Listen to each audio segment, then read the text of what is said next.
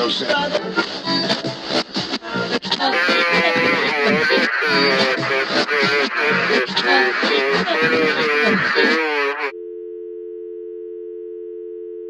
super duper fly. Always your children.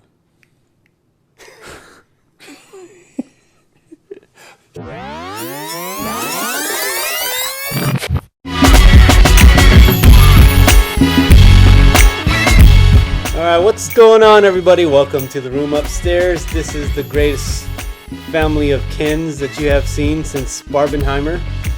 My name is Ken. Yeah. I'm here with Slang. Tallbeing and Mephisjoe.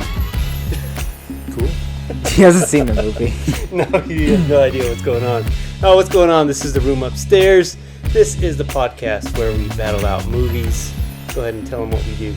We take an original movie and its remake and pit them against each other in a multitude of categories, scientifically proven to be accurate in choosing which one is superior. Today we will be battling The Jungle Book versus The Jungle Book. That's right. The two Disney ones. It's going to be a good one. Along with... A lot of other stuff. Well, yeah. Oh, yeah. Why don't you go ahead and run through what we're going to talk about? Just real fast. Today we will be talking about, real quick, Guardians of the Galaxy Volume 3, now that it's finally on Disney and we could watch it because we missed the theater window. Yep. Barbie. We watched Barbie. We watched the new Ninja Turtles. Secret Invasion. Yep. He's halfway through it. Yeah. Yeah, so that's going to be some of the stuff we go through, and we're also going to be continuing our mini battle. Yes, our composer compendium. That's not how you use the word compendium. But it's 2 C's, so Yeah. And the third Dune book. Oh, that's right. That's right. But before we get to all that stuff, let's get our business out the way. So follow us on all our socials. You can find us on Facebook and on Instagram, as well as YouTube. The Room Upstairs podcast. Just look us up. You'll find us pretty easily. But we want you to do that so that you can talk with us and join in on these conversations that we have. So we're not just talking to ourselves. Yeah. Speaking of, I believe you have some people to talk to today. I do. We're going to go through that once we start talking about each thing. So, yeah. Thank you guys for the guys that did join in as requested. So we'll read those messages once we get to each subject. Yeah. So that's the business, right? That's the business. Find us on the socials, like us, follow us, all that stuff, but comment and talk with us. Next order of business. Conan update. That's right. Any updates? No updates yet.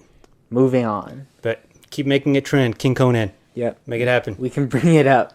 If we could bring the Snyder Cut into existence, we can bring King Conan. we can do anything. Let's do this. Yeah. If we can get a Deadpool reboot, we can definitely get Conan. If we can bring Hugh Jackman back Again.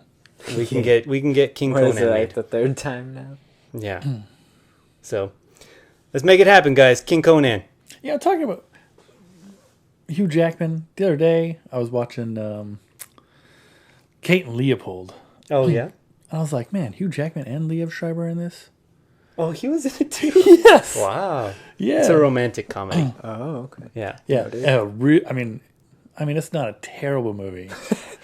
So if you're like just bored, you're like, oh yeah, Kate and Leopold, that's pretty good. Which one, Kate Leopold or Always Be My Maybe? Oh, Always Be My Maybe. That's an easy one. Okay. All right. All right. Well, let's get to it then, right? Yes. We're going to start with our composer battle. I thought you were doing Dune, man. Yeah. We'll get to that. Okay. All right. The build-up is going to be too much. Let's go ahead and do this. If you guys don't know what the composer battle is, it's just a mini battle. It's a tournament that we're doing. This is what we're starting off every episode with. It's a tournament-style bracket. We have 2 composers every week. So join us, and we will give you 2 composers. Yeah, fight. what is this, round 6? Something like that, yeah. Yeah, 5 or 6, something. But we're going to change it. Once we get through the composers, we're going to go into the next theme or subject, and then do a battle there. And it'll just be little mini battles that we'll get all kinds of stuff going on with that. That's So pretty be fun. sure to comment and tell us what you think our next theme should be. Yeah, we've got a lineup. We can probably put that up too, and that way they could see what we have in mind and then add to it. Yeah. And then we'll pick which ones we want to do next. So, okay, so let's get to this composer battle then. Today, it will be none other than Christophe Beck of Frozen fame versus Brian Tyler of Super Mario Superiority. So we know who you're voting for then. Yeah. Go ahead. Is that going to be your final vote? Yeah. Brian Tyler? However, I think they're both good. Okay. I just prefer Brian Tyler. He has a much more jazzy aesthetic to him. Okay. Specifically with stuff like the Now You See Me soundtracks, with the Iron Man 3 soundtrack. That's one of my favorite Marvel ones. Don't forget all the Expendables and the Fast and Furious movies. Yeah, exactly. He knows what he's doing. Yeah, so here's a quick comparison of the two composers. So Christophe Beck, he's got 164 credits to his name, and Brian Tyler has 144. That's close. Pretty close. And They've been at it for a similar amount of time. they have. They were both born in, I think, 72. One of them's a lady, right? So that no, No. not yet. Anyway, no, they were both born in 72, so they're the same age. This was a really tough one for me to choose. This was like because neither of them have like these super standout ones, like the John Williams type stuff. We'll see. But They have some pretty memorable stuff. but I think. they both have some really good stuff. Yeah. And this was a tough one for me. Do you know who you're going to vote for? I'm leaning a direction. I don't know. Convince him. Yeah, So- let's hear what you got. So here's my thing. I was going through a bunch of their stuff, right? Like I always do.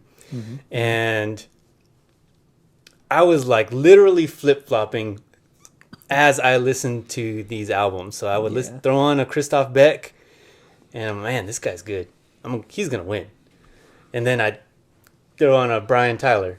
And then I was like, man, no, he's going to win. This guy's good. And then I'll throw it back. I was like, no. I was right. Christophe Beck, he's the one. He's going to win. He's got Tower Heist. Like, I was... He does have Tower Heist. He has... Here, I'll read some of the ones that he has. But Red. He did Red. Yeah. Which I loved that one. That one's good. That was a really good one. But here's Christophe Beck. It's not just Frozen. He also did Bring It On. So Edge of Tomorrow. he did Edge of Tomorrow. It's a great movie. He did Christophe Beck. We've joked about this before. He's the guy that just shows up. Yeah. Like, you'll be watching a movie and be like, yeah, this is a good movie. And then credits roll. You're just looking through the credits, kind of still thinking, Christophe Beck. His name just shows up there. Yeah. He's everywhere, all over the place. Well, all the time. 164 credits. I mean, he's done a lot. So, Buffy, Elektra, Zoom, the Pitch Perfect movies, R.I.P.D. with Ryan Reynolds. Free Guy with Ryan Reynolds. Yeah. He did Free Guy. Yeah, he did Ant-Man. All three of them. WandaVision. Yeah. Shazam. It's pronounced Shazam. That's right. I always forget that. Hawkeye. So That was a good one, too. that's some of the ones that he's done. Brian Tyler, he's done also a lot of good movies, a lot of not good movies, but the music's good. Music's good. Frailty, Constantine, the Fast and the Furious stuff, Rambo, the newer stuff. He did Law Abiding Citizen, The Expendables. I think he did all three of them. I think so, yeah. Will he be doing 4? Yeah, I don't know. He might. Transformers Prime, Thor: The Dark World, right? He did that. I believe so, yeah. He did the Ninja Turtle movies, not the new one, but the Michael Bay ones. Yes. Real quick. He did do the Thor Dark World thing. But that was also the first movie to use the Marvel Studios theme, which he also composed, and we're still using to this day. There you go. I don't know if that counts for anything, but I think that also has an it's another credit factor to it. And so that's a pretty iconic yeah. sound. I guess you can count that one. So anyway, like those are some of the movies that they did, and I was like, okay, I got to try and Mm-hmm. I got to try and hone in on this. Yeah. So I started taking like the same genre type movies and listening to them to try and like get That's a better good strategy. comparison. Yeah, for sure. Like the Fast and the Furious stuff, I compared it with like some other kind of like R.I.P.D. that Christophe Beck did, which is kind of like a whatever, just action kind of movie. So I kind of did that. Still hard. Yeah. Yeah, I still couldn't decide. So Christophe Beck was more like animated. Like when I hear his music, it feels really animated. Yeah. Brian Tyler was more like, especially Fast and Furious type stuff, more like hard hitting, energetic. So I have to pick. And you don't know who you're picking. I think I got it worked out. For me, at the end of the day, like I like lump all those movies together, like Expendables, like one movie, because really we're just gonna regurgitate stuff. Yeah. Same thing with Fast and Furious, like you can kind of phone it in for the rest of them. And I'm not saying that Brian Tyler doesn't have great stuff. He does. But like things that I have like watched and rewatched, and like the music is great, and like one of the movies even I watched within this last week, like for Christophe Beck, and It was Frozen. it was actually that Crazy Stupid Love. But there's one that tipped it over for me. Okay. One word: Trolls. Yeah, that's fair. I love the Trolls movie. He did do Trolls. Yeah. And man, you just smashed it out of the park on that one. But did he do like the actual songs Well, so also? and, He did not. he did not. But here's the deal, because most of those are like pop songs or whatever. But like the songs, the music, the score never took me out of or away from the other things. So I think that's still a pretty good. I mentioned Edge of Tomorrow, man. That movie is fantastic, and like the score is great on it. Yeah. Like I remember, same thing. Like man, full immersion for me there. And same thing with Crazy Stupid Love. Like it, everything just fit, and like between those three, I feel like that's a really broad spectrum of movies. Right. And so, I mean, just based on, how well, and maybe this makes me biased or whatever, but how well I like the movies that he's done compared to the movies that Brian Tyler's done, I'm leaning towards Christophe Beck. So you're not making it easier for me. Yeah, no. So You're the decider I now. will say, in favor of Beck, I'm still voting Tyler, but Beck does have Paper Man. What's If you Paper don't- Man? It's a Pixar short, or it might not be Pixar. It might just be a Disney short, and it's one of the best ones. You should watch it because it's only music, and Okay. he carries through the entire. Well, he thing. tells you now. You can. Let's just pause everything. Watch Paper Man real quick. I'm sure I watched it. Yeah. It sounds familiar. It's in like all black and white. Yeah. but Is that the one with animated. like the paper airplane one? Yeah, Oh, okay, yeah, I remember that one. yeah. Yeah, I do. I know I have seen it. I don't remember the music though. I think it's on the Spotify playlist, Nice. so check that out. I'm so good at You this. like become a whole different person when that camera's rolling. Man. So, yeah, this doesn't make it easier. One of the ones I really like from Brian Tyler is actually a Cirque du Soleil album that he did called Awakening. It was really good. But like I said, Red was really good. That's really good movie, really good score. Yeah. Okay, so I think I'm going to go with Christophe Beck. Nice. I can never win. That's true. Hey, if you guys agree with him, let us know, and Yeah. maybe we'll throw in Brian Tyler. Somewhere else. Yeah, Wild card. as another wild card. Yeah. Everyone's just gonna come back. Everyone's just Yeah. wild card. But yeah, this was a really tough one, man. Yeah, for sure. But I think Christophe Beck. I think he edges it just a little for this one. Just a Am little. I voting Christophe? Yeah. You convinced me. Yeah, you can change I don't your know. vote. It Either doesn't way. matter anyway. Either Christophe way, Beck I is don't- gonna move on. Yeah. Either way, both good choices. Both. And this is what I love. We get to listen to a lot of good composers. Yeah. And we get to learn none of them are bad. No. They've At all least been not good so so far. Yeah. All right. So Christophe Beck's going to move on to the next round. Who are we going to battle out next episode? Next episode is going to hurt my soul. Oh, And if yeah. I die next episode, I'm sorry. This is why. You This just is couldn't. why. You just couldn't make the choice. Who we got? Next week is Nicholas Bertel versus Michael Giacchino. So Michael My Giacchino's. two favorite composers. Like Yeah. 1 and 2 right next to each other. Is that why we were listening to Giacchino before we started? That was just the playlist on shuffle, but it helped. Yeah. So I think more people are probably familiar with Giacchino. Probably. He's done a lot more like mass what you'll see Right. kind of stuff. So give a quick rundown of Nicholas Bertel. Nicholas Bertel has done not quite as much, not nearly as much as Giacchino, but they've all been hits so far. He's got Andor. Banger. Exactly. He's got Cruella. Banger. Exactly.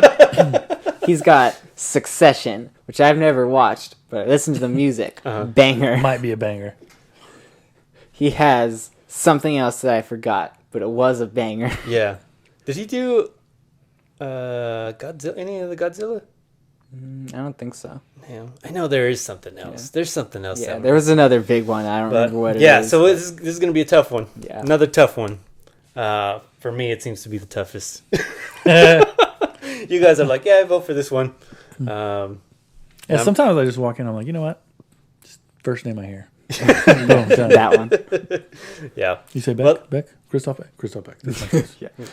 Well, there you go. You guys do your homework too. Go check out those composers. Let us know who you think should win and move on to the next round. Yeah. And then face Christophe Beck and possibly Brian Tyler as a wild card. Yeah. We'll see where this goes. So there you go. That's the tournament part of our podcast. What's next? Next up, this beauty. Oh, yeah. I'm going to comment on this real quick. Okay. This is the No Way Home Statue of Liberty, released August 1st. I ordered it because I get VIP points. We might have to get a better picture of that. Yeah, And then put probably. that It's up. not very recognizable in frame, but I promise it looks cooler in person than it does on a box. Yeah. We reported on this when it leaked a while back. And now it's here. And now it's here. Yeah. I'm very happy about it. Yeah. All the Spider people look great. Andrew Garfield is awesome. Yeah, the greatest part about it is that this was bought with your money. I know. So- It's wonderful. That was awesome. Yeah. How much does this one run? We're not going to talk. It's not one of the $300 sets, is it? No. It wasn't quite that much. Like a third of that. Well, this is what, if you don't want a therapist, Yeah. Just buy a Lego just set. buy a Lego There set. you go. Yeah. It's a therapeutic experience building a Lego Well, set. now that you're on your solo ventures, do you want to go ahead and talk about Dune? Yes. So, on November 1st, we will be getting a Dune Lego set.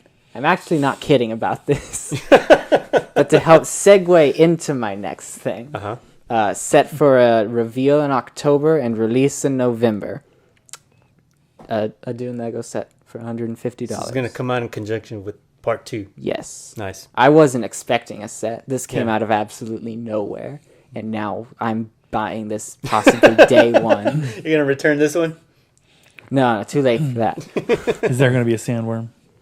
There might be. That'd be Maybe supposed to be, we'll have an auction for this. If you want this, Yeah. start your bids. We're starting at $100. Signed by yours truly. That's right. Yep, it'll ship out anywhere in the U.S. Yeah. Hey, we still have our overseas listeners. Do you know? I have no idea. I Well, hope so. Hopefully, you guys are still If you're hanging out with us. overseas, Yeah. thanks for stopping by. Yeah. We appreciate it. I Hopefully. am just learning about you. He didn't know. Yeah. Well, we'll I don't know if we can find out, but let us know if you're overseas and checking us out. Let us know. Yeah. We want to hear from you. All right. Yes. That's Dune. As for Dune, this morning, Mm-hmm. I finished reading Children of Dune. And I just gotta give you guys a warning. It's a wild ride of a book. It has some of the lowest lows of the entire series, to the point that I had to stop reading it for like weeks on end. You were reading it for a long time. And it has some of the highest highs of the series. It's incredible. So I'm like rereading Robert Jordan's Wheel of Time because I never actually finished. He had died, and I was like, well, that's it, right? Yeah. And then Brandon Sanderson got selected to finish the series for him. And so I want to get there so I can see if the voice changes, right? Yeah. And they are, at times, can be kind of a slog, right? Because they're, like, I think like a couple weeks have passed in the last book I read. That thing was like 700-800 pages long. And you've been reading that Dune book. I have finished legitimately like 2 Jordans and like 3 or 4 other books. Yeah. It's a hard read. It was for me anyway. Yeah. Well, I went through a read like that too. It's the book of Ecclesiastes. That's a tough read also. Yeah, it can be. All right. Well, so Dune 3, if you like the first one and the second one to the point that you're obsessed over them like I am and will spend $150 on a Lego set, read the third one. If you're not anywhere near that, do not read the third one. And dear Hollywood, just please don't turn it into a movie, because isn't it already a movie? No. An old movie. It's a mini-series. Oh, mini-series. Starring Okay. good old boy James McAvoy. Oh, nice. But it wasn't good. I have no idea. I don't think it was good. I need to watch it. At least I think it's all like obviously free James on somewhere. McAvoy doing that thing. It came out like, what was it, 80s, 90s? I feel like it was the 90s. Yeah, I was saying, I don't think he's that old, man. No, he's not. All right. Was that it on Dune? Oh, Yeah. can I add something real quick? Oh, Yes, please. I remember I was telling you about I was watching that the romantic comedy with Sandra Bullock and Channing Tatum. I got to watch another 20 minutes or so. okay. You're watching this in second. Is this like as hard of a watch as it is a read? No, it's actually really enjoyable. I just have so much to do, right? And so like I had completely forgot about it. Like I was gonna go watch that, but then I turned the TV on and I was like, oh, Guardians is available? Oh, yeah. So I watched that. I had to watch that in like 3 snippets as well, though. So I'm watching the next 20 minutes. Brad Pitt has an amazing cameo. He's hilarious. And I was like, what is Brad Pitt doing in this movie? Like Sandra Bullock, Channing Tatum, Harry Potter, Daniel Radcliffe is the villain.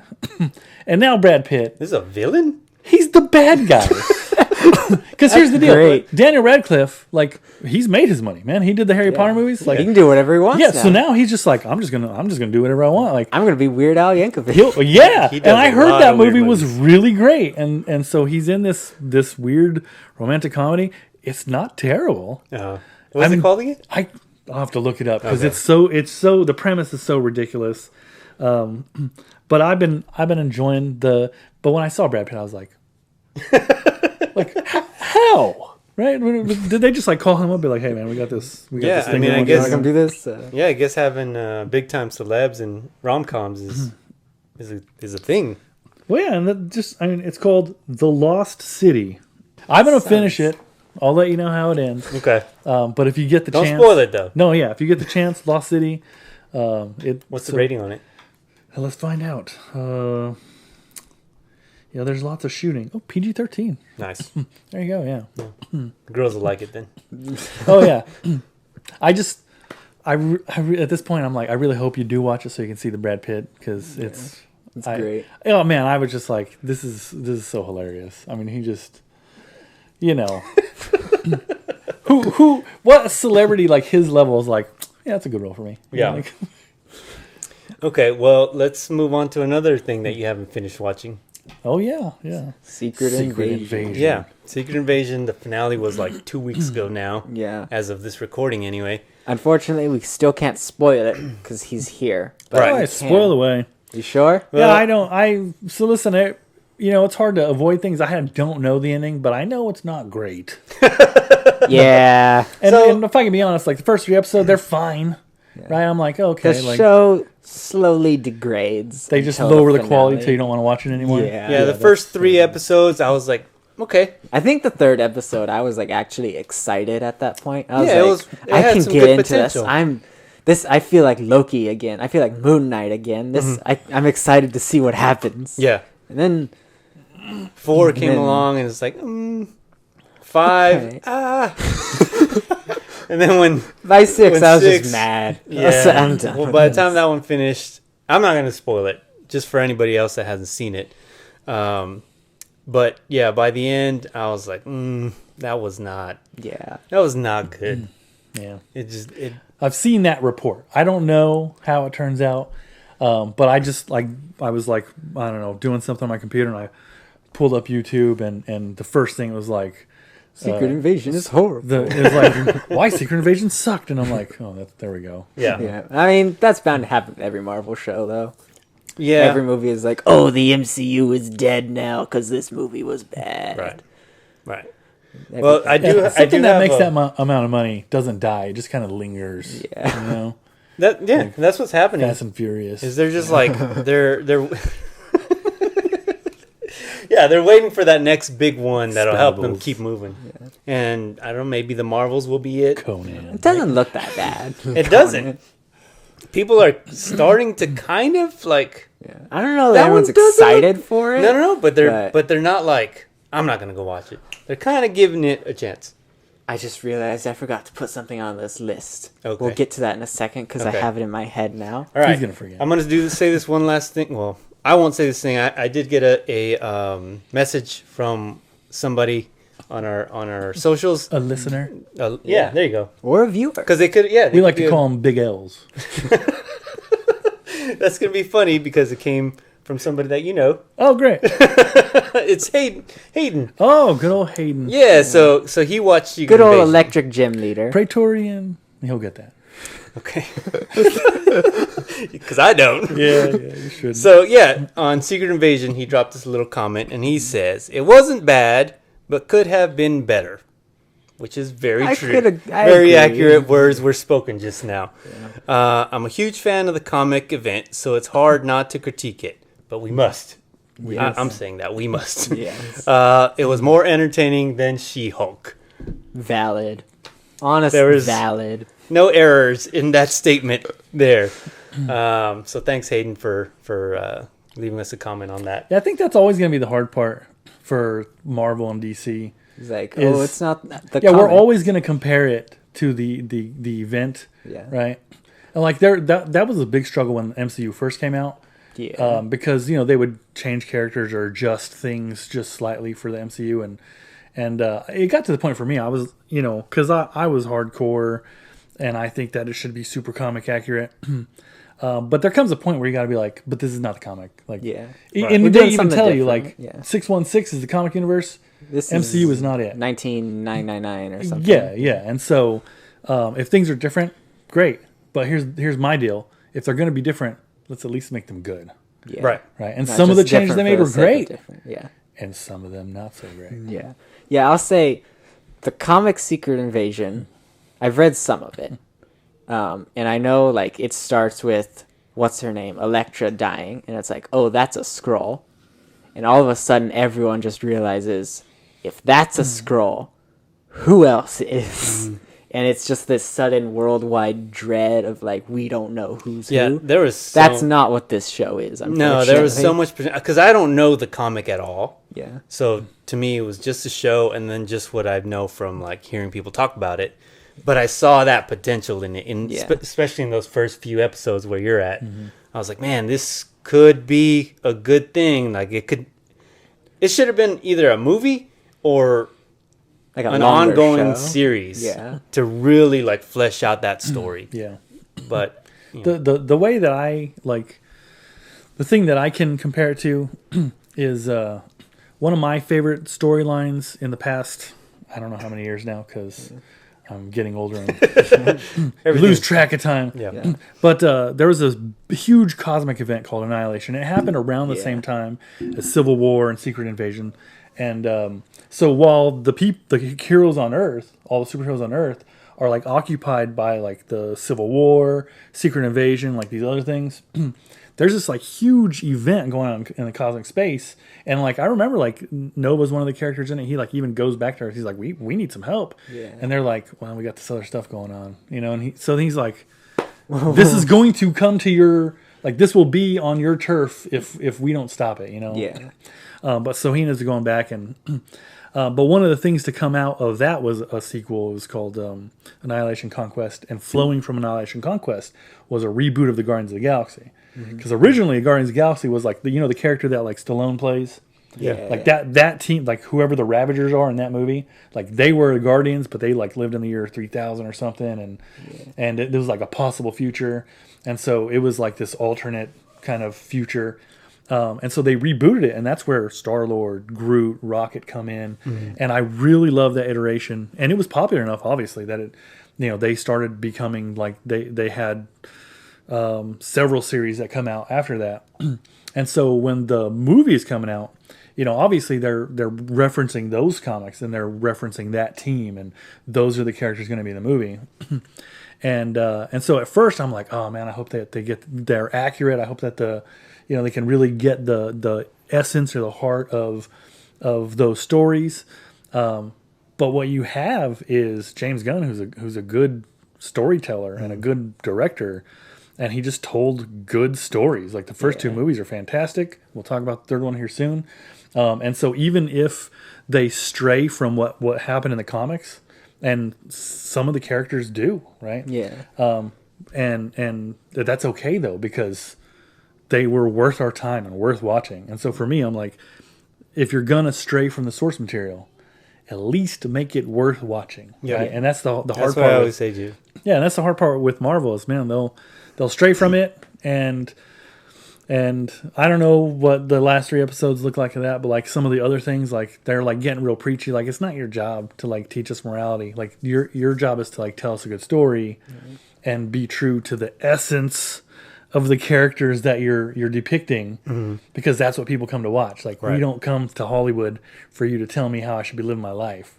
No, that's definitely true. And like I was saying, I think that with the Marvels, I feel like they're trying to get back to that. Yeah. So, but we'll see once that movie actually comes out. The problem I think that we're going to have with the Marvels is that Captain Marvel is kind of despicable. Like, people just don't like what's-her-face, right? Brie Larson. Yeah. And so, like, you got to redeem, like, you got to separate the character from the actor. Yeah. And, like, the Ms. Marvel show wasn't, like, overly successful, like, and most people like they're trying to cram Ms. Marvel down everybody's throat. Like she shows up in that like Spidey and His Amazing Friends. Like my daughter knows who she is, and I know she's existed for a long time at this point.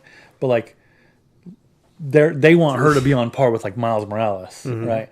But like I just don't know if she has as compelling a story. Yeah, right. And that's the thing. Like if you want a character to be liked and to be a household name, like come on. People know who Spider-Man is because Peter Parker has a super compelling story. Yeah. I think the reason Miles Morales is so successful in the movies is because they have refined his story. Yeah. And they have shared it in a way that it's super compelling. And you just don't see that with these other 3 characters. Like, well, what's her name? Photon. What? Yeah. Like she's coming out of another series. And still don't really know a whole lot about her. Yeah, and so like, but you're gonna make her one of your central leads, like, and you like. I hope that means they're gonna give them some stuff to do and be like, oh, this is who these characters are. And if the story's compelling, then that's what I'm saying. That's what I'm saying. I think, to me, it looks like this is where they're gonna redeem those characters. Yeah. That's what it feels like to me. People like Kamala Khan. I thought she was pretty good, and that's like the best part of her own show. Right? Yeah. The actress. You should be. Yeah, that's a good sign. If you're the lead, yes, definitely. That's why I struggled a little bit with like the Moon Knight series. Yeah. Like Moon Knight should be the hero, right? But we got like that Scarlet Scarab or whatever, like coming and saving the day, like. That's fine. I mean, I get it. Like, you want a strong female lead, that's great. I'll support a strong female lead all day long. Like, all my favorite books have strong female leads. Like, I understand that's a thing, but like, your lead character should be the lead character. Yeah. Yeah. The show's called Moon Knight, not Scarlet Scarab. Yeah. Well, we'll see what happens with the Marvels, but I feel like it could be a step in the right direction. And if it is, then I think Marvel's getting back to form. because they're supposed to be doing less TV shows, less movies. Yeah. You know, so hopefully the quality's gonna go up, quantity goes down. You heard it here, folks. Let's just completely cancel that Wonder Man show. We don't need it. Wonder Man. Yeah, you haven't heard about this? No. There's a Wonder Man show in development for some reason. That's weird. Yeah. Look, if Wonder Man is in development and James Gunn is not attached to it and Nathan Fillion's not playing with him, it's not worth our time. Yeah, I agree with this. I'm cool with that. Yeah. All right. Well, let's move on to the next subject. Yeah. All right. One more thing that he didn't watch that we did. Okay. We had the honor of going to watch Barbie during Barbenheimer right. weekend. We started off the episode as Kens. Did you guys dress up? Unfortunately, no. I would have worn a pink shirt, but I don't know. Was I sick that week? I don't. Or Yeah, it was. Okay, You were I was sick. Yeah. Mm-hmm. Or else you would have been Super there. sick. Yeah. So here's the deal. I didn't know I was sick at first, right? And I didn't realize it was fever. I was just like, man, my head is hurting. Like, I'm going to pop some ibuprofen. So I took some ibuprofen. And then my whole body sweat. Like behind my knees, like my shoulder blades, like parts of you that don't typically sweat. Yeah. Yeah. And so then I was like, something's wrong.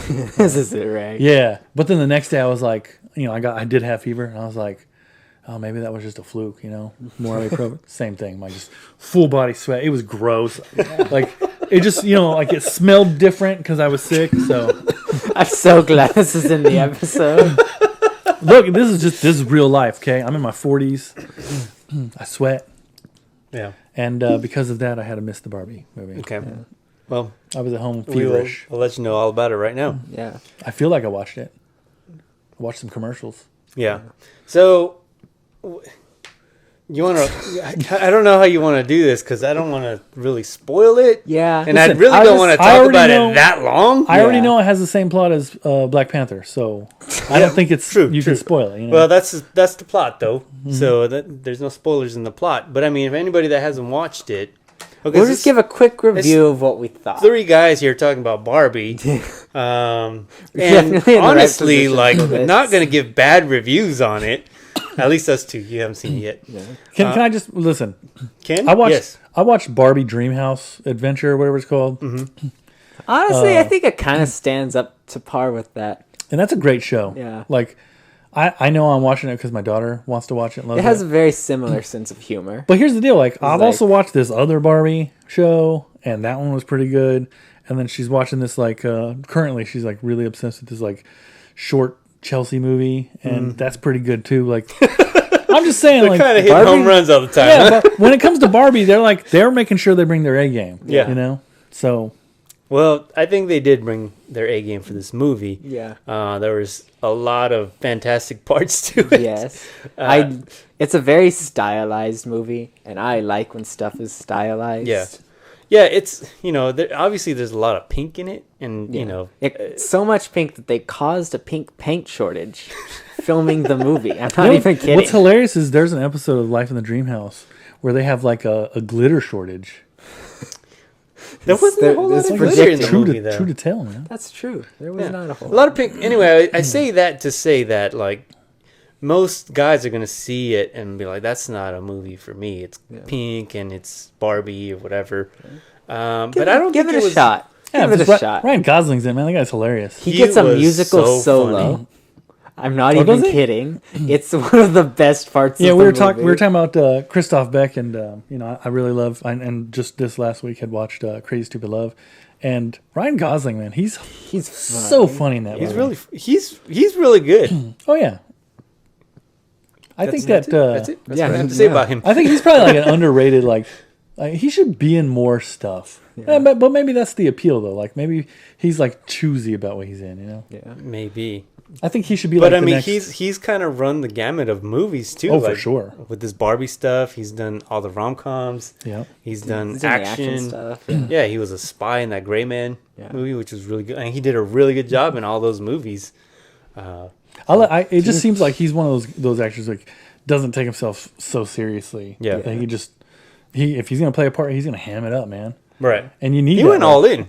Oh, for sure. He went all in. I was watching watching a thing on the Street Fighter movie, right? Jean-Claude Van Damme. Yeah. Right. Terrible movie. Episode 2 of this podcast, before you were here, we talk about Street Fighter. Go check it out. But Raul Julia, he was all in, man. Oh, like yeah. he's hamming it up, and like he's got that great line, right? Like for you, that was the most important day of your life. For me, great it was line. Tuesday. Oh, that was so. Yeah, you talked about that too. Yeah. Yeah, that was a good line. Yeah, so I'm just saying, like, if you're gonna do it, do it. Like Raul Julia is a legend, Mm-hmm. and that was that's his last why. role. Yeah, that was. I remembered like. What a way to go out. Well, I mean, but here's the deal. Like, I mean, because right before that, he was doing the Addams Family movies, right? Yeah. Like, I mean, so he was super busy, and it was sad when he passed. But Yeah. and I was like a teenager, so Right. Yeah, but he went all in. Ryan. I mean, actually, everybody I think went all in, and I think that was part of what made this movie work. Everybody was committed to like, we're making this Barbie movie, and it's like we talked about when we were talking about like how off the rails like Fast and the Furious movie have gone. Like they put a car in space. Like if you're gonna do a thing, lean into that thing. yeah. Right, the Fast and Furious series, they've leaned into their thing. People embraced it. They love it. It's not for me, right? But like if you're doing a Barbie movie and it's ridiculous, like lean into it, right? The funny thing is, so like the Barbie movie is gonna be for you, but not Fast and the Furious. I know. That's the kind of movies we watch here at the room upstairs. You know, my tastes change over the years. Like, I remember I used to love watching like Adam Sandler movies, and there's still a couple of them that I really, really love. But there are a couple of them I watch them now with adult eyes, or just maybe it's just old man eyes. I don't know. And I'm just like, man, he's so annoying. Yeah. Like if I like met him in real life, I would just punch him right in the face. Oh no, man, he seems cool. No, as a human being, yeah. But like the characters he's playing sometimes, like Billy Madison. I love Billy Madison, and I'd watch that movie any day. But if Billy Madison was for real, if he was a real person, you'd be like, "Oh, dude, I'm gonna choke you to death when you fall asleep." I get that. But like same thing though. Like I mean, Adam Sandler, he does he's all in, man. Yeah. He does a serious movie, he's all in, right? He's playing a silly role. He's playing his brother and sister. Man, he's all in. So. I mean, I don't have a whole lot more I want to say on this because that's a long time talking about Barbie. But it wasn't a bad movie. It was actually a lot of fun. Yeah. And the thing is, it wasn't like just a silly movie. There was a point to it, and it wasn't. At least for me, it didn't feel like it was overly pushing anything on me. So I appreciated that about the movie. Yeah. So anything else you want to say on it? I think it's a very smart movie, if that makes sense. It does a good job trying to represent every side of its own argument. Right. And I think it doesn't necessarily push anything. Yeah. Because the point of the movie is the thing it's trying to talk about. Yeah. If that makes sense. It's It's not like, we're going to add a message to like a story we're already telling. It's the story is the point they're making. Yeah. So, also, Will Ferrell's in it. Also, Will Ferrell's in it. He's fun. Yeah. Is he playing himself? Like, is he Will Ferrell? Will Ferrell. Yeah. Okay. There you go. So I struggle with Will Ferrell. Michael Cera is great. What do you rate it out of 10? I rate it. It's a 10 out of 10. If you don't know, a Ken is an 11. All right. What's next? Switching gears, we've got the thing that I said I wouldn't forget, and then I forgot. Oh, okay. What is it? Told you. Loki trailer. Oh, yeah. Touch on this real quick because I don't actually have a whole lot to say. Me either. I'm excited for this one. Been excited for this one since the day season 1 ended. This could be another game changer for Marvel. It could be. Or a killer. So Yeah. Is Jonathan Majors going to come back? Jonathan Majors is in it. Oh, there you go. Yeah. It was filmed before the whole stuff went down. So there's a chance this is his final appearance. Right. Gotcha. But it looks pretty good. Trailer looked good. Yeah. Yeah. Well, we'll see what happens with the show. Yeah. What's his name? Short Round is in it. Hey. Yeah. Oh, yeah. Yeah. That was a good addition. Yeah. It's a fun little oh, that's cool. Yeah. Did you see his like getting reunited with Harrison Ford? Yeah, Oh, man, that was like I was like that could be a movie in itself. Oh, for sure. When does it come out? October 6th. October 6th. Oh, Mama's birthday. Yeah. Special We're day. going to celebrate by watching Loki. She's going to love it. She'll love that. Well, Loki is her favorite character, so Yeah. we can do that. So next, we watched Ninja Turtles, Mutant Mayhem. You haven't seen that one either.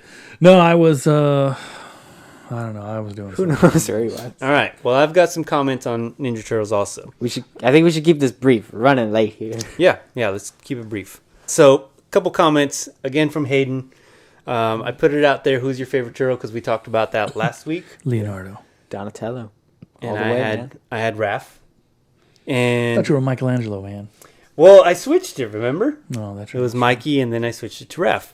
So current state of mind is Raph. I feel like when you're younger, it's almost always Michelangelo, and Well- you get older, and you're like, And that's what I thought. not. But like, It's anyone but him. yeah, that's what it seems to be. Now that I'm like kind of asking around and stuff, it was nobody said Michelangelo. So anyway, Hayden, he says Raphael. Nice. He said when I was a kid the because Wolverine he was, of the Ninja Turtles. This is a great reason to like Raphael. When I was a kid because he was red. So, which is actually funny because Ellie Fair. just mentioned yesterday that Raphael is her favorite because he's red. There you go. Because he's the biggest and strongest and because he's red. You know what's crazy is, the colors actually come about because of the cartoon. Yeah. Like in the original Right. comics, They're all which were red. black and white, but like, when they colorize them, they're all red. Yeah. You can only distinguish them by their weapons. Yeah. So. Yeah, I And mean, they the had cartoon tails. did some good things, you know? Oh, for sure. I mean, they brought all these characters that we saw in this movie, so. Yeah. All right, so he continues on. Now I find him more likable and relatable as I've gotten older. So, he's You're gotten just a changed. grumpy person.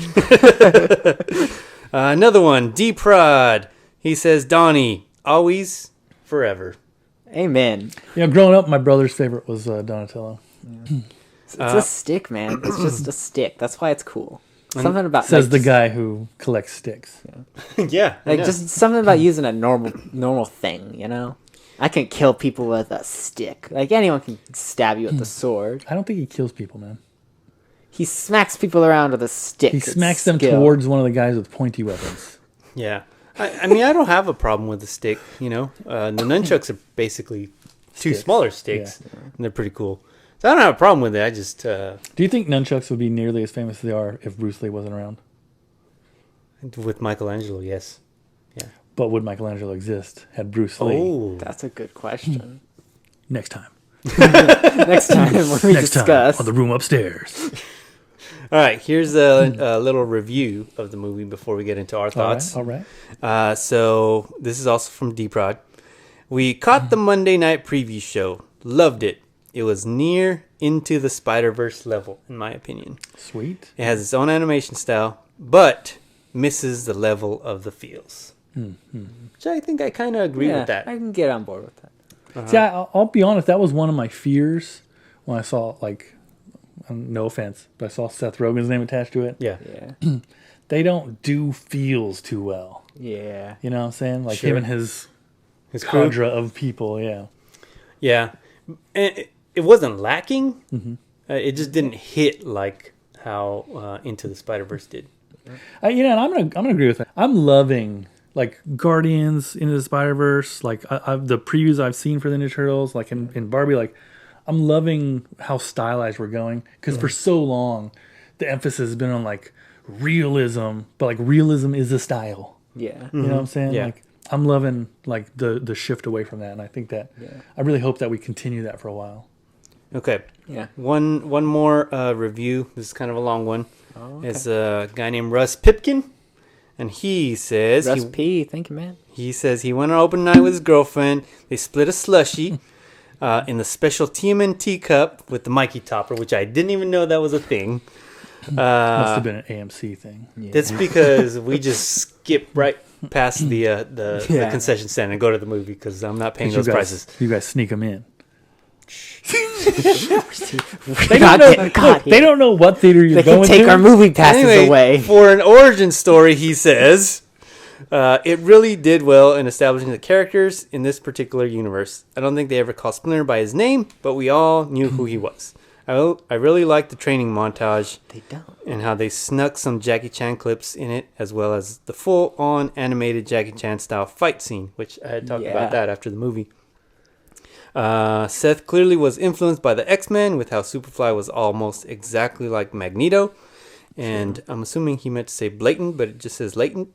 Professor X attitude of Splinter, and the Turtles yearning to be accepted into society. All in all, I'm glad this generation gets to enjoy the Turtles, and even more so that the franchise turns 40 next year, which is crazy.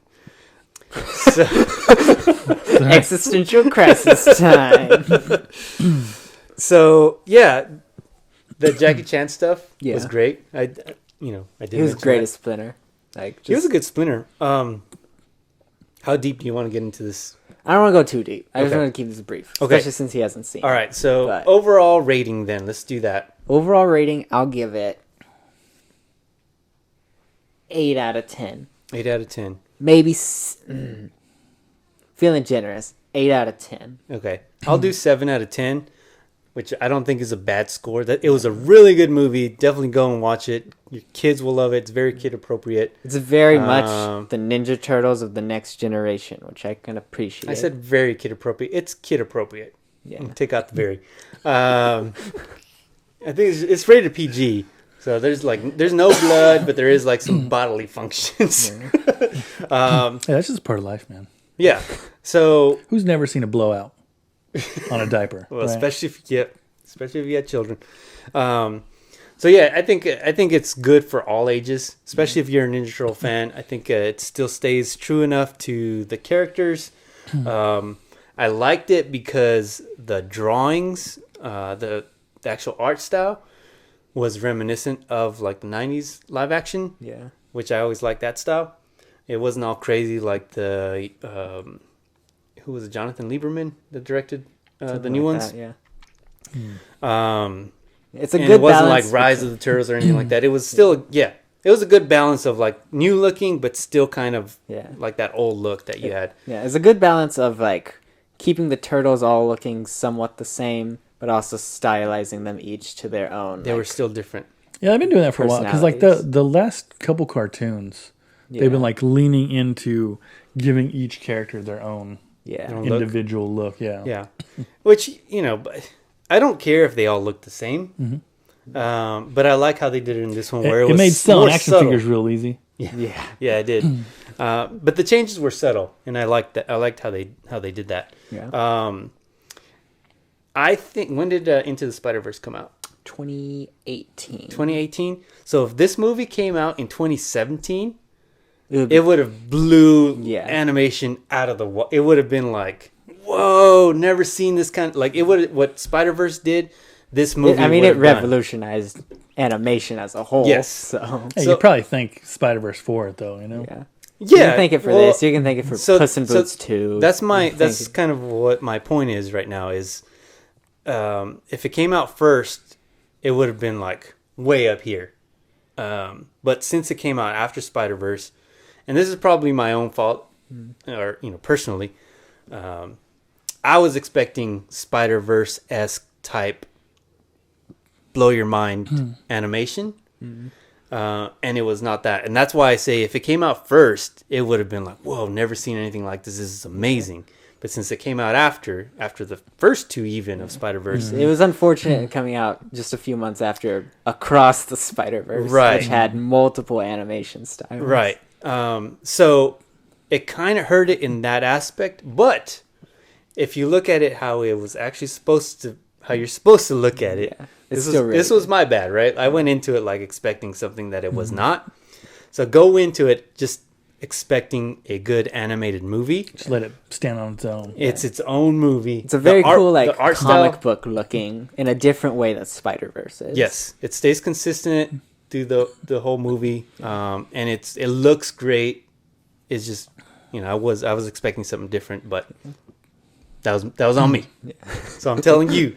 Don't expect that. Just go watch it and go enjoy it. It's going to be, I think you'll like it. And I think there's some really good potential because it kind of did a different take on the turtle, on not just the turtles, on everybody. Yeah, the whole like mythos of the turtles. Everything is kind of new. But that's why I say still kind of stay true to like the original, but like in a different way. It's a fresh take on it. Yeah. It's like, let's try to reimagine some of this stuff. So it's same core, but... right. So I think there's some really good potential. There is a show that's supposed to be coming out, and then its sequel. Yes. So the show is supposed to take place after this movie, and then it's a sequel. So it's basically like filling in between the two movies. Yep. Yeah. I remembered why I missed going with you guys, and it ties into the crisis here. I had some friends visiting, and so I was wanting to spend some time with them, and legitimately when I saw one of them, like he was like the first one I saw. The other one had like gone into like check into his apartment or the hotel or whatever, and he was like, "So what's it been like 10 years?" Legitimately, I've not seen either of them in 10 years. Like 10 years just kind of blew by, man. Yeah. And so I was like, I'm not gonna miss this opportunity. No, it was Ninja Turtles wasn't that good where you should miss it. No. Lifelong friendships or Ninja Turtles? Yeah. You made the right choice. Yeah, but my daughter's been asking about it. She's seen the previews and she's been asking about the Barbie movie too. She's seen 2 movies in the theater that she really loved the Spider-Verse, the Cross Spider-Verse, and she really loved the Mario movie. And so now I think she'll like Ninja Turtles. She's starting to dig that movie going experience. Yeah. So I'm hoping that we'll get to do. So is Elle. But I wouldn't take her to Barbie. She won't like Barbie. It's not a kid movie. Gotcha. I think that Barbie is like the youngest to go watch it to really enjoy it and understand it, because like you said, it's kind of a smart movie. You should be at least 7 or 8. Yeah. Older than that, and go watch it. If you've got little kids, they like playing. No, don't take them to watch it. They won't enjoy it. Yeah. It's not animated dolls. It's not. Yeah. So anyway, that's Barbie again. Yeah. And Ninja Turtles. Good old Ninja Turtles. Yeah, and Ninja Turtles. So go watch Ninja Turtles for sure. Yeah. Our final thing, something he can finally join the conversation on. Guardians 3. I watched it. That's a step up from the rest of us. Okay, so what are we gonna do with Guardians 3? I don't want to spoil too much. We don't have to spoil it, but we can, because we're going late already. So I think a brief little review. Okay. Next episode, we'll go hog wild on spoilers for Guardians at the start. I don't want to go hog wild. I just want to go more in depth. Okay, we'll do that. Okay, so what do you think? I cried. Listen. I don't expect anyone else to have the exact same emotional attachment that I now have to this movie, because it was a very, very personal reasons for it. But one way or another, it was good, and I highly recommend it. Just the whole trilogy, it's great. Best Marvel trilogy. This is definitely going to go in one of our upcoming mini battles of best trilogies of all time. Yes. Along with the Batman trilogy and Iron Man trilogy. Spider-Man's. So I also enjoyed it. The problem I have is, and I don't know how this affects the trilogy thing. Mm-hmm. And we talked about this a little bit before we even started. You have to watch that Christmas special to pick up some of the changes in the team and the changes in the situation for this movie. Mm-hmm. I'm sure coming in, if you didn't watch it, you wouldn't miss much, but there's some pretty big reveals. There, yeah, and the hard part for me was watching the Christmas special. It felt like they did things so quickly in that, and I know it's time constraints or whatever, but anytime you're doing things quickly like that, you're not giving it the opportunity. It's one of the things that worked in the movie were the emotional beats, the story development. Every time you do the flashbacks, and we get to see more of Rocket's origin. Yeah. It leads to this great emotional payoff. But when you're rushing through and you're just the silliness of kidnapping Kevin Bacon in the Christmas special, it's hard to give you those emotional beats, and it's hard for that story. At this point, I'm well, it was whatever. It had its moments, but I didn't like the Christmas special. Yeah, I wouldn't watch it again. Mm-hmm. But I feel I guess I am only in that camp. Things happened in that Christmas special that influence this as well. You don't have to have those things. But it helps. There are comments that happen and you're what? Like, Right. I didn't even pick that up because I did watch the Christmas special, Right.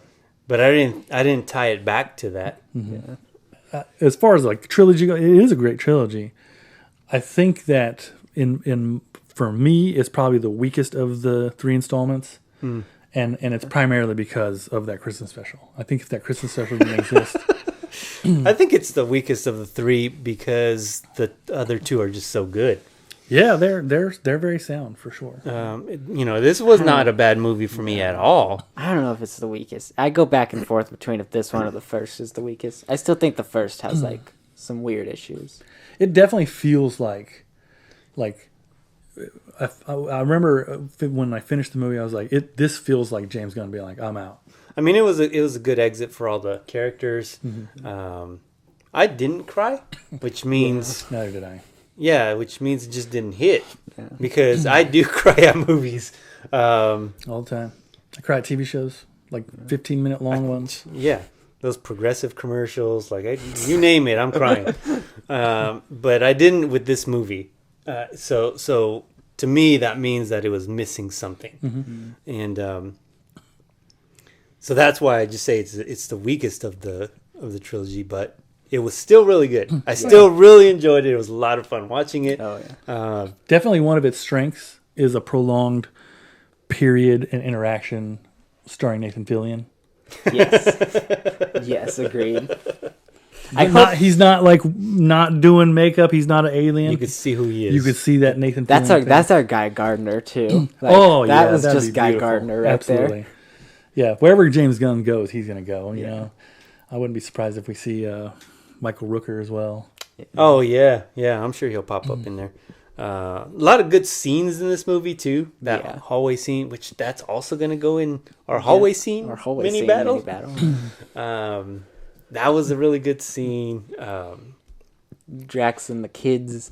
That's a scene I wasn't expecting. I really liked Adam Warlock's like first appearance. Yeah, just him flying towards the camera. Not just that, but like he came in and he wrecked house. Yes. Right. And so like they did not beat him. No, they went right into the story. Absolutely, yeah. He comes in and he wrecks house, and then kind of it kicks everything off. You know, the rest of the story off, and like if you needed, like if you're going to introduce a new character, that's how you do it. Yeah, because you were like, if you want to know power level wise, like here's where he stands, and so I felt like it was a good way to also introduce us to the villain, because then he goes and is in the presence of the villain, and the villain just and so you're like, man, this dude just kicked the rear of the entire Guardians, and he's getting flicked away like nothing by the bad guy. Mm-hmm. This is going to be a showdown. You know? So on the villain, I think this is one of the best Marvel villains. That's what I was going to say.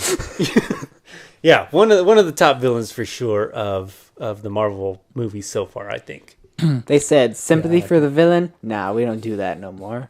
Oh yeah, right. Let's lean into just how despicable. Let's make him despicable, and you want to like root against him. Yeah, and then like the reveal at the end of why he was like so doggedly pursuing. Like, man, it worked. It worked for me for sure. Mm-hmm. There is no God, and that's why I stepped in.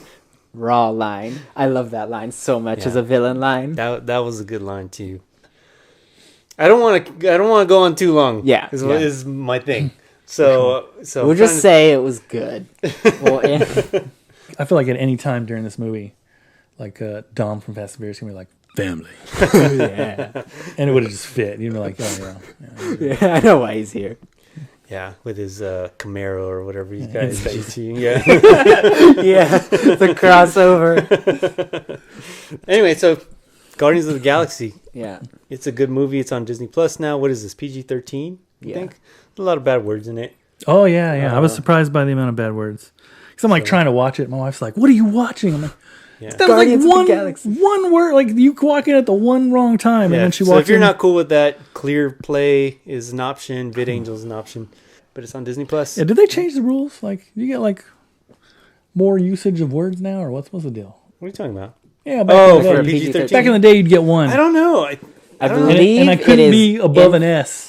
Yeah, I Right. believe it's Yeah. Infinite S for a PG-13. Infinite S. Yeah, 'Cause there was a lot. I think it's 1, maybe 2 F-bombs for a PG-13. It's just one. It's Now, just so one. it's definitely got to be one. It It's can't just be one. infinite S's.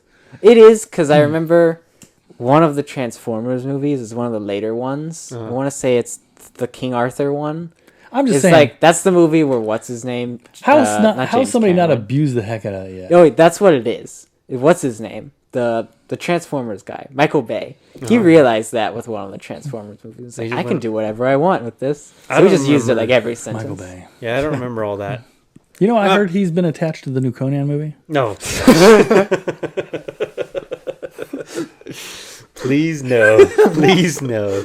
Monkey's Paw. Oh, no. Hey, Monkey's Paw. I watched Dawn of the Planet of the Apes. Oh, yeah. How's that?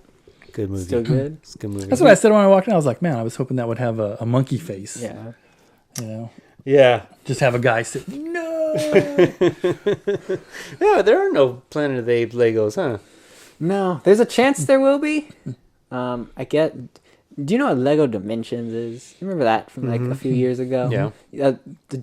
Before that got like just blown out of. They just decided to stop it. Yeah. I think Planet of the Apes was supposed to be one of the themes they Oh, did. that would have been cool. Yeah. So there's a chance they might do like how the Dune set is with the next movie. Yeah. But Plus, no. like, I mean, at this point, there's gonna be another Planet of the Apes movie before. I mean, Yeah. you got to reuse those IPs, right? Yeah. Well, I mean, they already had a trilogy planned for those movies, for the new ones. So, okay, what's next? That's it. That's it? That's it. We're going to go into this main battle now? It's about time. It's been a while. This is what we're all about, is battling Yeah, get done, man. remake. I'm gonna make mine real quick. I refuse to watch the live action versions. Fair. I vote the cartoon. Fair. Boom, done. You guys go. Okay. All right, so we're doing the Jungle Book. Yeah. We're going to battle out. I'm going to do the tail of the tape. All right. So, the Jungle Book from 1967. This is the animated version. This is what we picked. An hour and 18 minutes, rated PG, because it's an old Disney movie directed by Wolfgang Reitherman. That sounds right. And it stars Phil Harris, Sebastian Cabot, Bruce Reitherman, George Sanders. Music was done by George Bruns, and it's going up against The Jungle Book by Jon Favreau. Came out in 2016, also rated PG, but this one's longer. It's an hour and 46 minutes. Stars Ben Kingsley, awesome. Bill Murray, awesome. Neil Sethi is the new Mowgli. Idris Elba, Awesome. and music by John. Hey, you're forgetting the Deppen. big one. Who else? Our good old Emperor. Oh yes, the King Louis. Christopher Walken. Christopher Walken. Yeah. So that's the tail of the tape. It's a comparison. Let's get into it. You got some categories for us? I do. So you've already voted animated version. That's the We're about to convince you otherwise. Maybe. I don't know. Maybe. We'll see who wins. Yeah, I don't know. I'll be honest. I don't remember a lot of things about either of these. All right, movies. this is gonna be good then. This is gonna be great. Yeah. This is gonna be like the Magnificent Seven episode. Oh yeah. Yeah, All right. I just started getting a whole bunch of Magnificent Seven stuff. I don't know if I could just talk about it too much. This thing's definitely listening. Oh, Yeah. for sure. It's listening. All right. Let's All go right. through the categories. So should I start giving you them? Yeah. All right. First one, pretty simple. Mm-hmm. What's the best Mowgli? The best. Okay. I go for Tarzan. Tarzan is the best He's Mowgli. he's Yeah. not wrong. Yeah. He's not wrong. Yeah, he should win. But which Tarzan? Mm. The one who grips the That's vine. good. That's good. I know which one you're talking about. You've seen that picture. Right? Yeah, yeah. It's like, have you seen the Gal Gadot where she's Wonder Woman and has a sword down her back? Mm-mm. No? But you know, she's got a really long sword. Yeah, yeah. So she's got it down her dress in one of the scenes where she's like going to get it out and like cut one of the guys. I think it's the Wonder Woman movie. Mhm. But like, where's that sword going?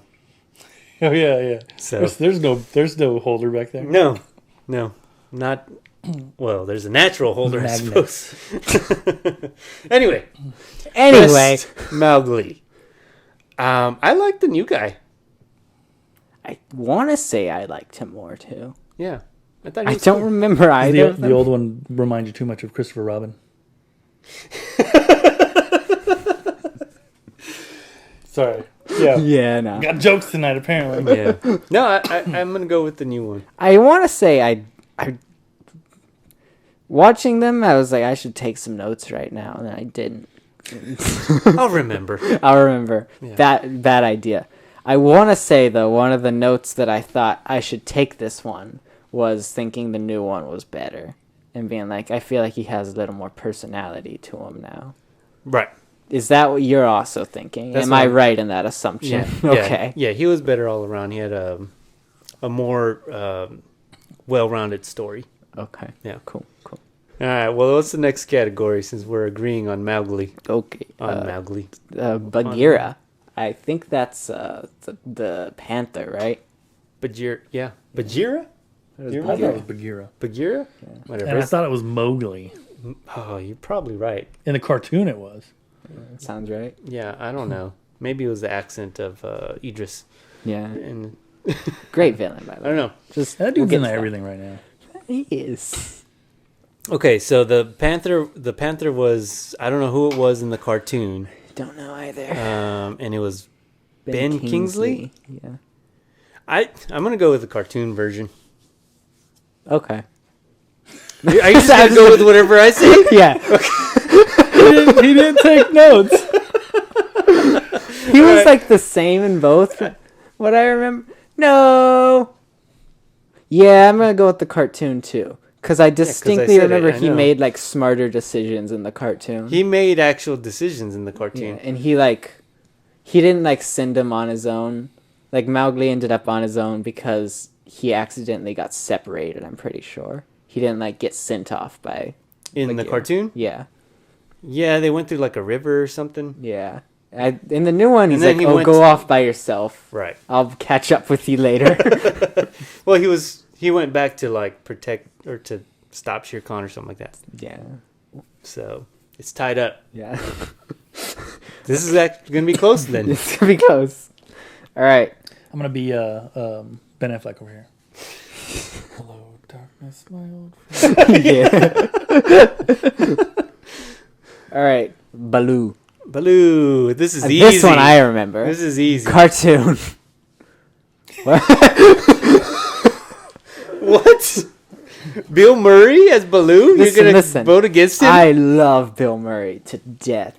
I think he's funny. I did not like his Baloo because I felt like it was the complete opposite of what Baloo was. Yeah, but it was a whole different movie. Yes, but when his defining thing, his song is the bare necessities, which he doesn't sing in this new movie. He kind of does. He hums it. Yeah. So like you don't actually know what the words are. Yeah. He even hums it, so it's like an homage to it. But his entire character is the opposite of bare necessities. He's like, I'm going to hoard all the food. I'm going to manipulate other people to get my honey for me. Which is not Baloo. That's not what Baloo does. He's just a chill guy. Do you remember Tailspin? I do remember Tailspin. How was Baloo in that movie, in that show? He's a father figure, man.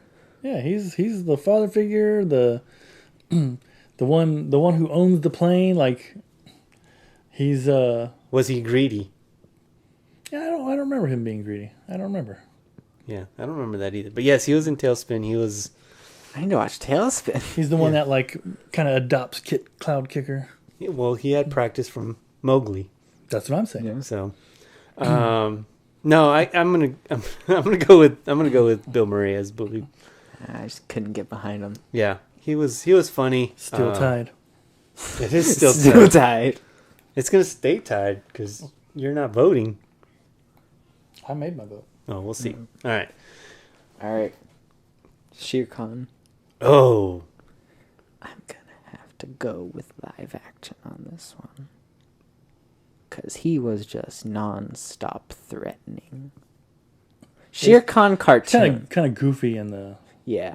That one felt like a beta attempt at Scar. Like they hadn't refined the villainous down just yet. On Scar? On cartoon Shere Khan. He was what Scar would eventually become. I got you. Shere Khan is in that show as well. Tailspin? Oh. Yeah. Yeah, he was in there. He's like a businessman. It was a bunch of the Jungle Book guys. Yeah. Mm-hmm. Yeah, and then the movie felt more like Scar than cartoon. No, he Shere was Khan. terrifying in the live action. Yeah. And Idris Elba's voice behind that. Yeah. Like there was like a growl behind his talking. Yeah. Yeah. I don't know. It sounded too much like Knuckles to me. Still waiting for that show. It's coming. It's coming. One day. Yeah, I also go with Shere Khan. With Shere Khan? With live action Shere Khan on that one. All right. Okay. Exactly. Ka. Yeah. This is also an easy one. Cartoon. I don't really remember either one. So I remember his song was horrible in the live action? in both of them. In both of them? Yeah, Ka I remember the music overall. We'll get to that. So That's a category. Ka was a male in the cartoon, but a female in the live action. It was Scarlett Johansson. Yeah. Much smaller role. Yeah. And I didn't like her. That's a snake, right? Yeah, Yeah. the snake. Why do we make the snake a girl? I don't know. That feels sexist. You know? Manipulative, and Yeah. I don't know. It wasn't my choice. I don't know why they did that. And again, like it was just a smaller role, and you just I didn't. That snake was huge. It's a big snake. And Baloo came in to save the day. Like I think that snake could have taken. Baloo. Yeah. The size of that snake. It's like 100 feet long or something. It's Could have eaten an ice cube. Yeah. So I'm gonna go with the cartoon version. I think I'll also go cartoon.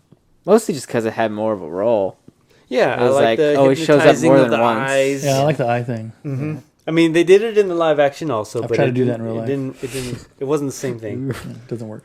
So yeah, cartoon version. Are you keeping track of these? No. So how are we gonna know who wins? Okay. The cartoon version's winning right now. Yeah. You're keeping track of it. Okay, Alright, cool. he's keeping track. All right. This is going to That's be... the science part of this voting is the actual keeping track. Yeah. I was going to do it after. Okay. Yeah, the points don't matter. Yeah, this We is all know who the whose winner line is it anyway. That's right. All right. All right. This is going to be a controversial one. Yeah. King Louis time. King Louis. I am going... He changed his mind. I'm going with... live action. Live action. So It's Christopher Walken, and you can't beat Christopher Walken. you can if you're the cartoon version. No. So I remember I've watched this Jungle Book movie twice. The first time I watched it was much closer to when it released. And I remember when I watched it at that time, I didn't like King Louis. I thought he was used weird. Yeah, it was pretty weird. But then watching it the second time, I was like, okay, I think it actually works. Still weird, but like a little better. Yeah, and I really didn't remember the motivation until we watched the because we started off with the cartoon. We watched that one first, then we watched the live action. I didn't know what his motivation was, and he wants all the gold. He wants all the gold so he can have all the things, so he can Be a person. That's his goal. Is Right. He wants to be a guy. right. Yeah, the song. Yeah. I want to be like you. But I didn't get it when I heard that song, like when I was little. Oh, yeah. So then It's a when fun we song. rewatched it, I was like, oh, that's what he's trying to do. I remember when I was little, I watched it, and I was like, oh, I like the song. And then I was like, he's kind of terrifying. Yeah. Oh, The cartoon. in the live action, I think he's way more terrifying because he's like almost King Kong size. That's true. It's weird. Like He's the huge. stuff they just. It's like a fantasy movie. Like the live action feels like a fantasy epic version of the Jungle Book. Yeah. Like it does away with most of the musical numbers, which is why I think having one there was weird. One, because it's Christopher Walken singing, But and I didn't need to He hear like that. speak sings. Yeah. I think that's why talk it was. like you. Yeah, I remember like when I watched the preview, I was like, this is not working for me. Yeah. That's one of the main reasons I just don't. I'm not gonna watch the live action versions. Yeah. I'm sorry. This They're not one for me. I think was the best because it felt less. It was more like a reimagining of the original idea Right. than, oh, we're just gonna do it again, but in live action. Lion King. But that's how most of them are. I mean, I guess Cinderella was kind of I need to rewatch a that. new take on it. Not Sleeping Beauty. Maleficent. Maleficent. That's something. That's an entirely right. different story. It's a whole right? different thing, but it's still the Sleeping Beauty idea. Yeah. This was like, hey, what if we do the Jungle Book? There, yeah, and there was definitely parts of it epic? that worked with that epicness kind of fantasy feel, but there was parts of it that I don't think worked also. Yeah. Spell flat. Yeah. So like it could have been really, really good. Instead, I think it just ended up being good, if even good. Yeah, it was okay. It was okay. 5 out of 10, maybe. I don't know. I'd have to think about it a little more. Maybe after. The problem you're going to run into is like even now, if you're saying it's just good, like the animated one is a classic, right? It's like it's not just good; it's pretty great. Like, and when it came out, keep in mind, when we look at these things, like there weren't a ton of animated movies like that at the time, and so it's breaking ground. Right. Is the live action version breaking ground? No, but like what is breaking ground nowadays? It's Usually you do it when you're gonna like start building a building or something. You get some shovels. dad jokes now. I already weighed in, so I'm just Yeah. No, I mean, but there's they obviously were not trying to break ground with this movie because it's already been done. They were just trying to let's do reimagine something it. different. And I liked where they were going with it. Just like I said, some of the stuff just didn't hit. some of the stuff they reimagined worse. I wouldn't even say worse. I think it was wouldn't say just, worse. I think they reimagined it pretty well. They just didn't execute The that execution. imagination. Yeah, specifically because I already brought this up, the snake part. Yeah. In the animated one, I really liked how the snake curled and like really seduced Mowgli. Yeah. And did the whole trance thing. In this one, that didn't work for me. It was really it was something about it just didn't work. I think the reason a lot of it falls flat in the live action is because it still kind of wants to be like the segmented sort of story that the original was. Like, oh, we're just going from like little story area to little story area. Like, oh, this is the snake part. This is the King Louis part. This is the crow part. It goes from like scene to scene with not a whole lot of stuff in between those scenes. It's like, oh, this is the elephant part. The live action wanted to do more of a fully fleshed out story while still having like, oh, this is the snake part. And that was the main one that didn't really work. The elephant part didn't work either. That's true, but that was like 30 seconds of elephant part. I don't know, But they that's tried why to it do was that was such an odd scene. Yeah, because it that's was true. just so short, and then it's like, What was that for? what just happened? Are you telling me Takes that? you out of the experience. Yeah. Yeah, and that's like, I mean, that's you can run into that when we're talking about movies. Like that's the main purpose of the movie. Like, don't interrupt the experience, right? Yeah. Yeah. And when it happens, like it can be jarring, and so It's hard to get back into it. yeah, once you and are that's gonna taken out. that's gonna have to like be a part of like as you're weighing things, like which one did a better job of keeping me in the experience. Yeah. Yeah. Well, let's go to the next category. Well, did we vote on? Oh, yeah, we did. Yeah. We did. All right. Shere Khan, right? That was That was the last one? Oh, King. Oh, no, we didn't vote on that one. I said live action. I think you said cartoon. Yeah, you did. You said Did I? cartoon, Yeah. All right. That works for me. Mm. I liked Christopher Walken, though. Yeah, he's fun. Yeah. Now. Yeah, that's it. The Fire which one of them used the fire as a plot device better. Because they both use it. I don't remember them different using extents. fire in animated. They use it a little. They Same talk way about it. I can remember that. Well, they talked about Shere Khan being scared of it, right? Yeah. Well, so because they talk about like the man village and the fire is like the central, like that's the thing when they're looking at it, like their house is there, but the fire is the thing that they're like focused on. Yeah. And then they talk about Shere Khan being afraid of it. Yeah, and so I'm sure it doesn't play as central a role as it probably did in the new one. But like they make it very clear, like this is important. That's the thing that makes them the people. They know how to make the fire. It's what sets them apart from the jungle. Yeah. And so what ended up happening with the fire in the animated? Lightning happens to strike, I believe. Yeah. And they use that fire to fall scare asleep away. at the end? You might have. I don't know. Remember that? I remember it is very like that was And when he kind of Deus Ex Machina. well, no, but keep in mind, like, so then the fact that Mowgli uses the fire, that is helps what it. sends him to the village. Like, he has gone from being jungle to being. Cool. He's gone from being part of the jungle to like now that he's used the fire, he has to go live with the humans. Yeah. Right, and so maybe it doesn't focus as centrally, but it heavily influences the direction of that character's story arc. Well, it was definitely prominent in the live action. Yeah, it is was probably a whole more like prominent. red flower, I think they called it. Yeah. It was in there a lot, and like you said, that final scene where he's running with the fire in hand and burns up the jungle, and it's like, oops, that's my bad. Yeah, I'll say I didn't like that ending a whole lot because he doesn't go to the man village; he stays in the jungle, right? Yeah.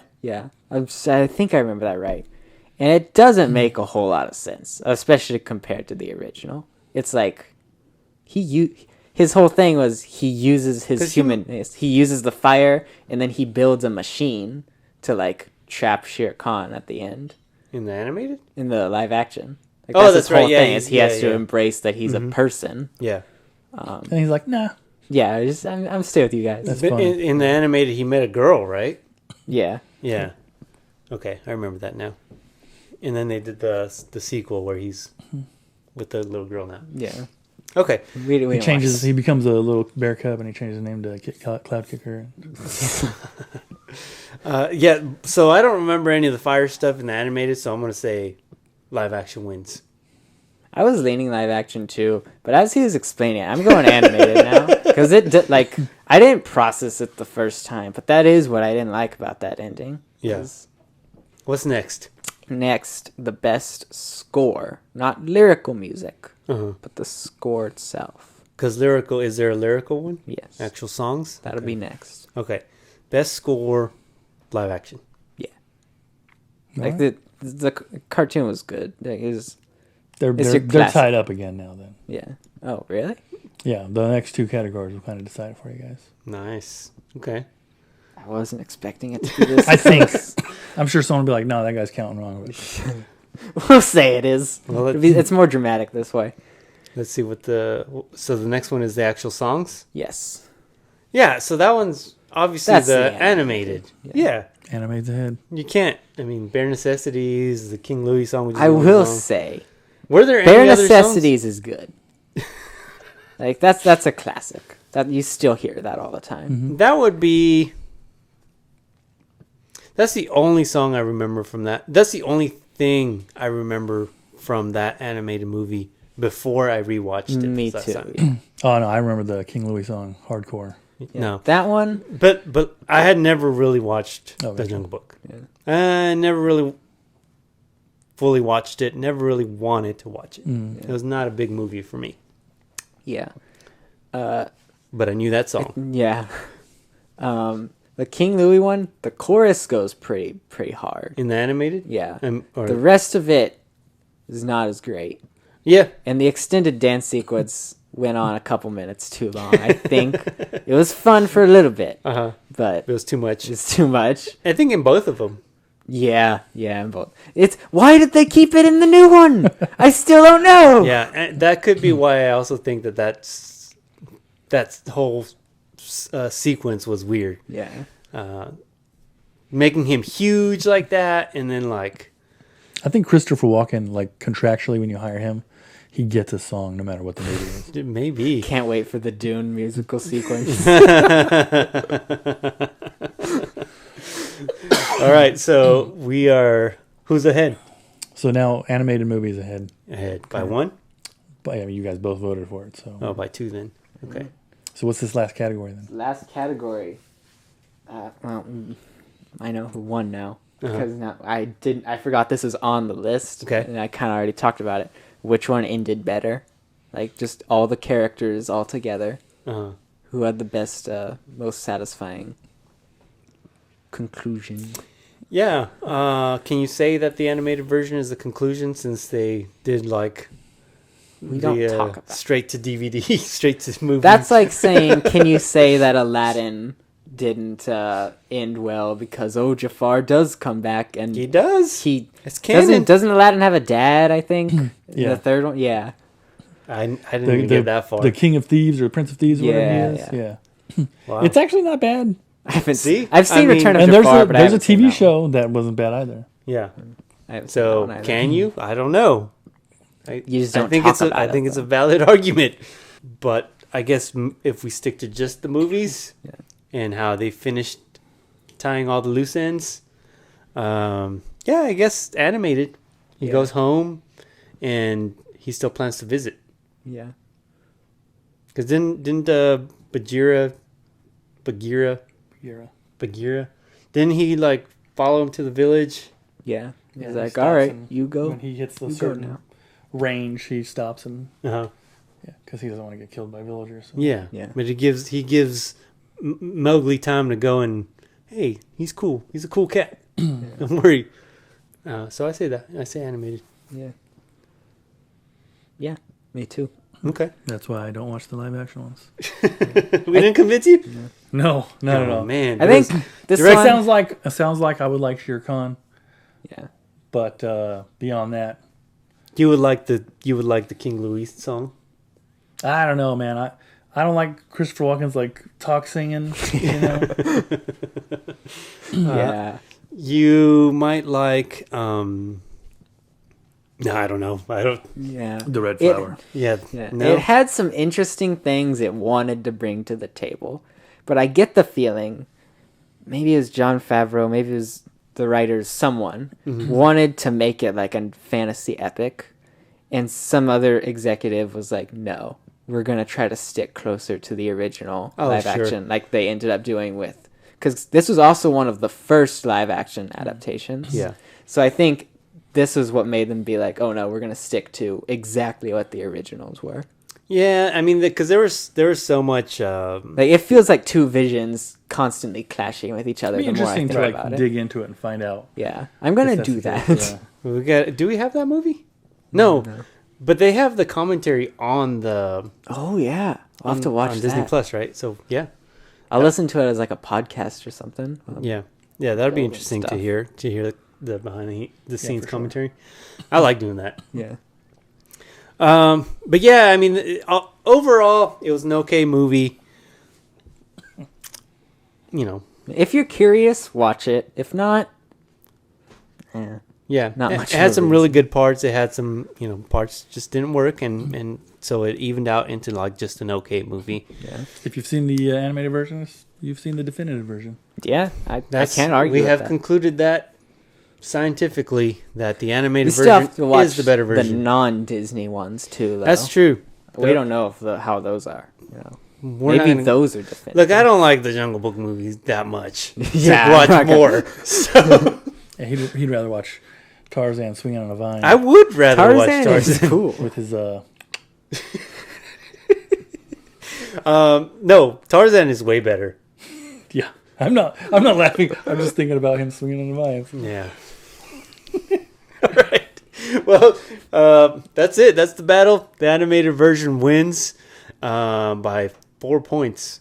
In spirit, at least. It Next- does win. Next episode, yeah.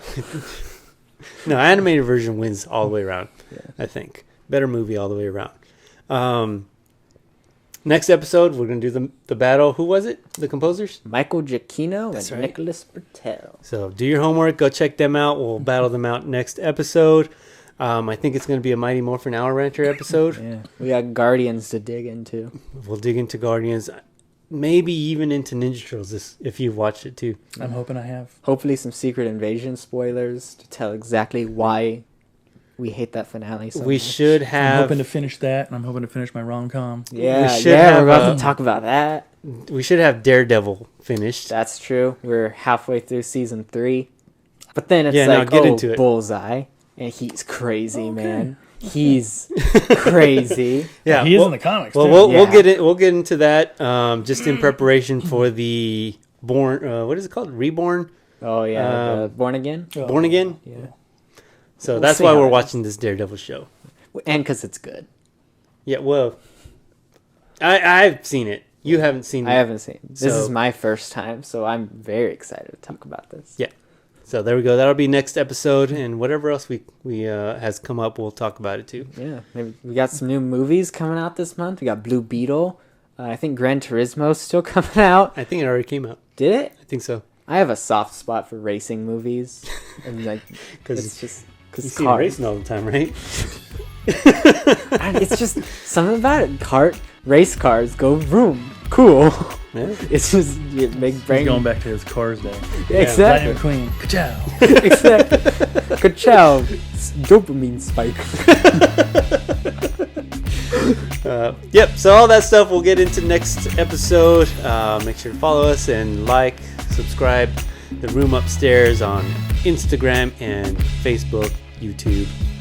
Find the podcast wherever you listen to podcasts. Bye, Hayden. Thank you guys for joining us. Again, I'm Bird. Tallbeing. And Mephisjoe. See you next time. Cop killer.